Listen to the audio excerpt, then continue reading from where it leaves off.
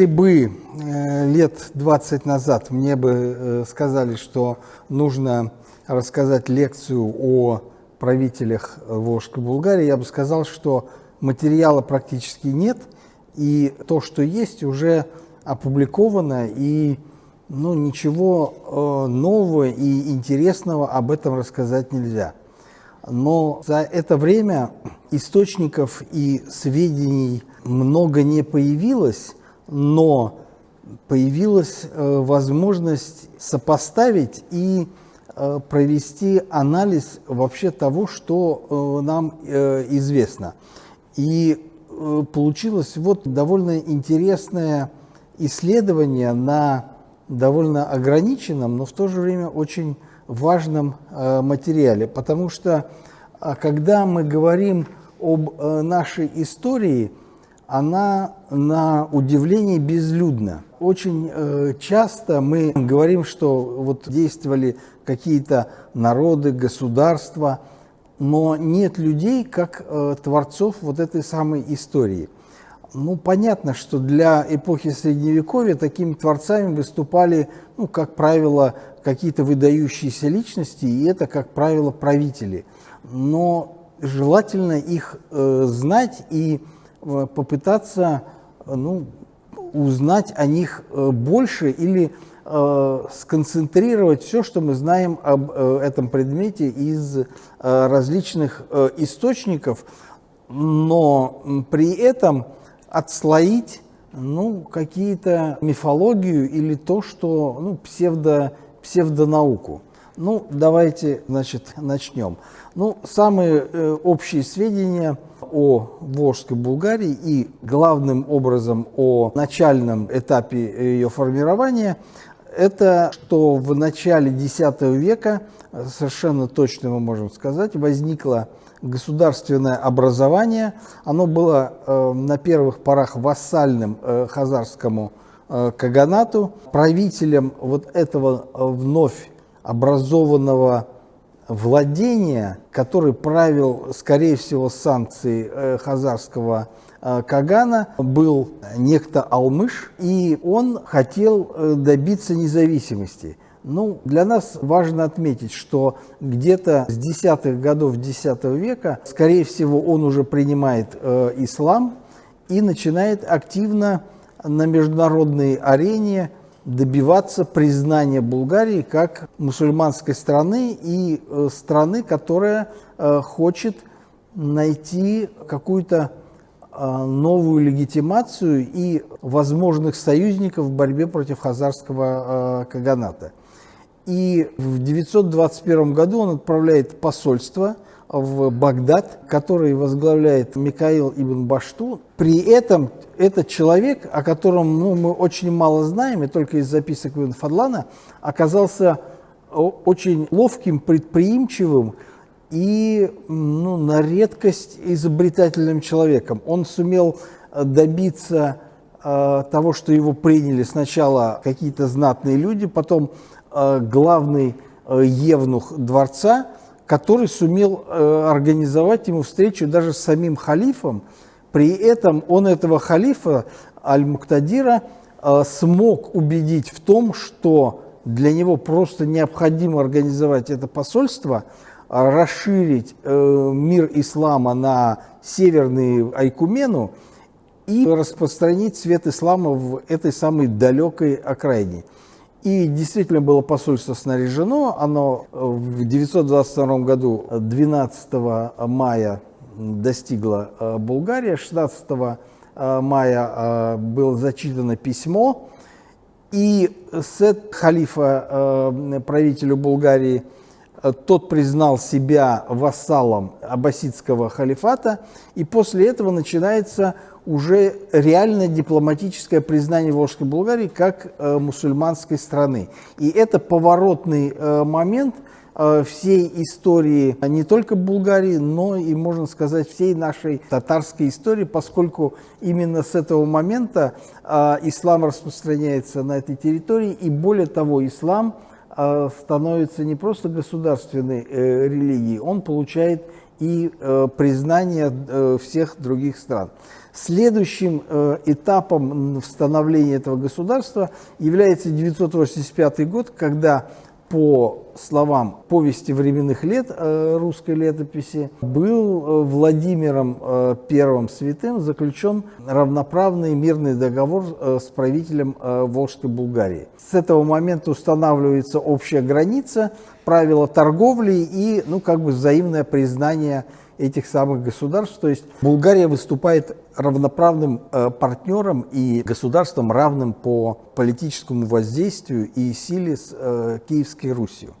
Вот эти самые X век и был временем, когда все это самое происходило. Но такие бурные события, а у нас фактически только один Алмыш, и больше мы других правителей не знаем. В то время как сама территория Волжской Булгарии, это огромная страна с археологические остатки 180 городов и крепостей, значительная часть, около 20 из этих 180, это очень крупные городские агломерации, больше 20 гектаров размерами, к примеру, это больше, чем Киев и Новгород того времени. То есть это очень сильно урбанизированное и современное средневековое общество.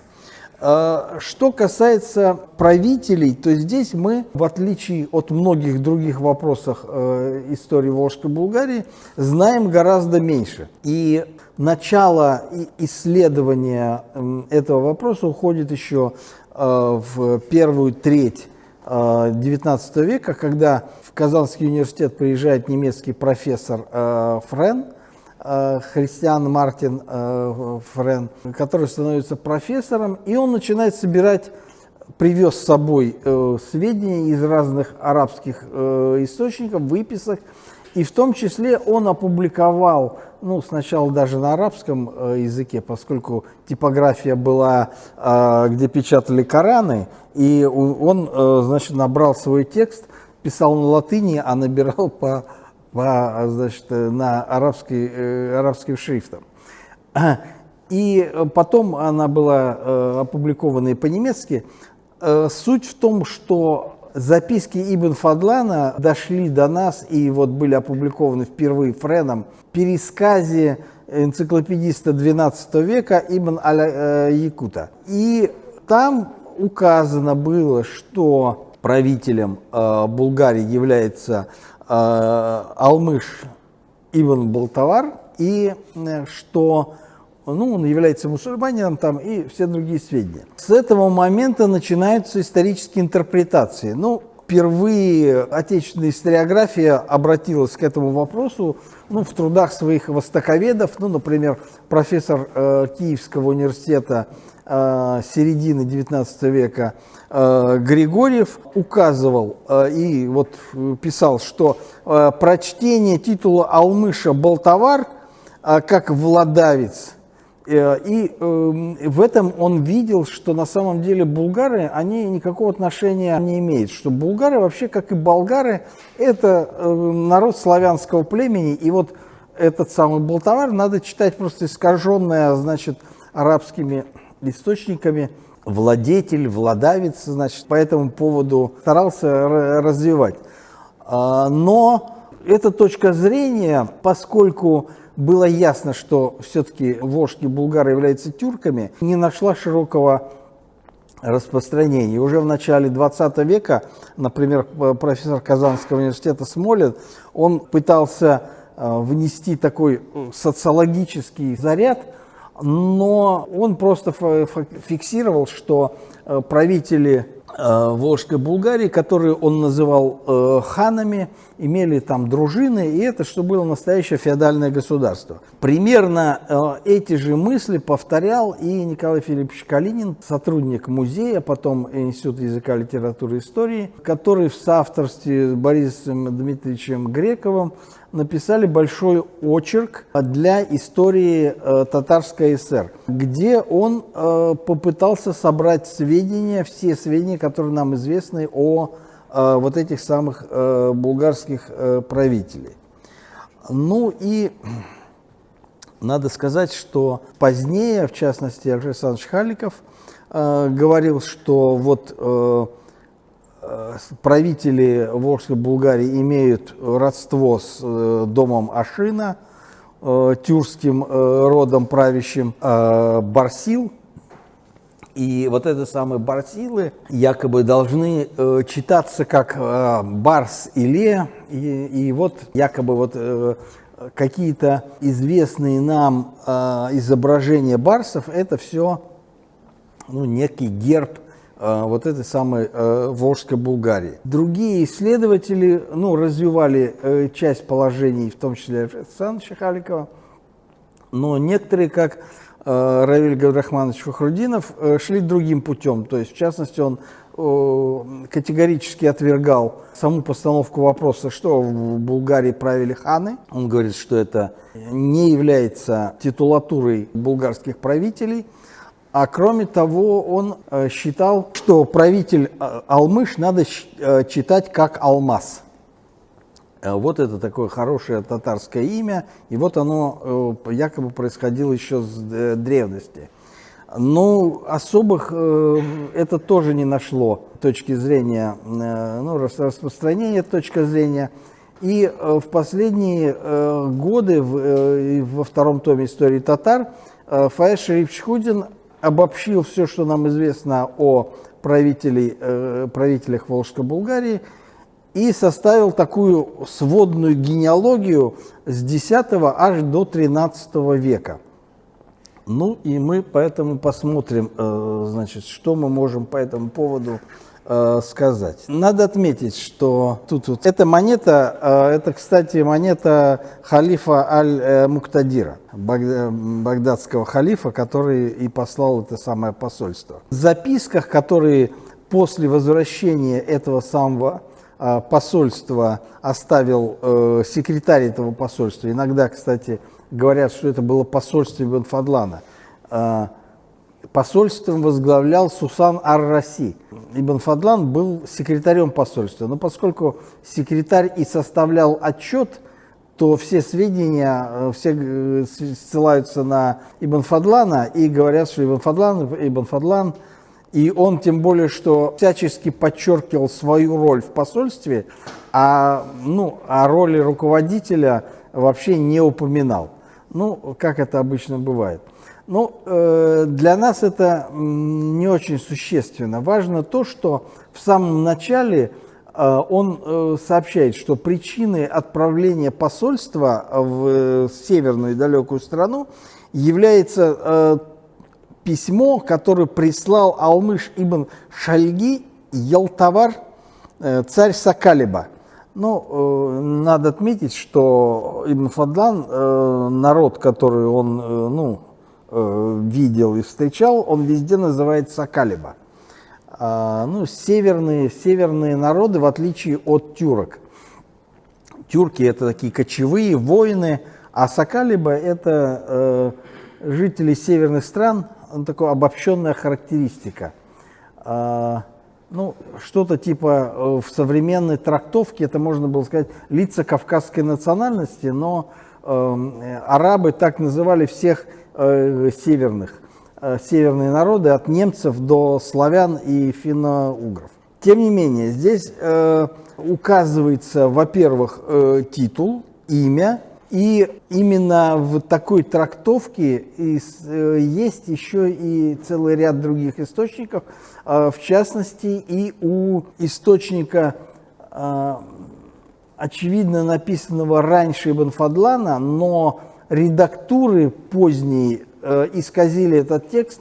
Это текст энциклопедии Ибн Русте, где тоже есть указание о том, что правителем страны является Алмыш. Но разберем вот этот самый термин, кем вообще были правители Волжской Булгарии. В разных вариантах все-таки здесь считается скорее как Ялтавар. Б – это более позднее, искаженное, скорее всего, И Френ, и потом Ковалевский, ну, скорее всего, ошибались, придавая вот это самое значение. Все-таки там другой звук. И этот термин, тем более, что здесь вот получается, что Ибн Фадлан говорит о том, что он является в одном месте как Ибн Балтавар, ну, предыдущий вот мы видели, да, значит, Ибн Шальги Елтавар, то есть как будто бы это часть имени. И здесь он дальше пишет, что во время хутбы именно указывается, что храни правитель Елтавара, ну, царя, то есть Малика Булгар. То есть в такой трактовке получается, что это или имя, или титул. И вот имя или титул это стало во многом камнем преткновения. Тем более, что в более поздних источниках уже начала есть указания. Здесь я неправильно написал, кстати. Это в истории Бейхаки указывается, что пришло посольство в Хорасан от Абу Исхак Ибрагима ибн Мухаммад ибн Балтавара. То есть вот этот самый имя-титул и Балтаваров превращается уже, ну, в какой-то дедовский титул. И надо сказать, что мы уже отмечали, что с легкой руки востоковедов, которые, ну, были такими славянофилами, этот термин стал рассматриваться как аналог титула «владавец», «владелец». Марджани, конечно же, ну, не мог с этим согласиться, но он тоже пытался перевести этот самый термин и говорил, что это, скорее всего, термин «белеквар», то есть «мудрый человек», от «белек», и что «ар» – это «человек». Но дело в том, что уже в середине 20 века многие исследователи, ну, в том числе тюркологи, этот термин увидели, распознали, и ну, для них не было никакого секрета. Это только в отечественной историографии и у отечественных историков, которые плохо знали западную литературу, какие-то делали открытия, которые в западной науке уже были давным-давно сделаны. Так вот, термин «эльтибер» означал в системе тюркских правителей правителя крупного племени, которое подчинялось тюркам на правах вассального владения. То есть, если представить, ну, Каган – это высшая власть, а эльтибер – это, ну, владелец страны, это владелец вассального владения, то есть он ниже Кагана, такая боковая ветвь, а Кагану подчиняется вся другая родовая структура и социальная структура, а вот эльтибер – это в стороне несколько относится. То есть, если мы обратимся, ну, к взаимоотношению хазарского каганата и Волжской Булгарии, то здесь мы увидим, что именно, собственно, это и означал титул правителя Булгарии, который был вассальным владельцем, который мог даже вести дипломатические переговоры с арабским халифатом, но при этом вот он никак не был равен Кагану, и более того, скорее всего, он происходил не из каганского рода. Именно поэтому, если бы он происходил из каганского рода, он бы носил титул соответствующий, ну, Каган. А вот эльтибер – это титул, который показывает, что правитель его не является родственником не только там до Машина, но и близко даже к хазарскому Кагану, который тоже возводил себя Кашина, ничего не имел. Ну и соответствующим образом, значит, историография в начале 2000-х годов все-таки, и в том числе и казанская наука, в общем, дошли к тому, что повторили то, что говорила западная наука еще в 50-х годах, что все-таки этот самый термин.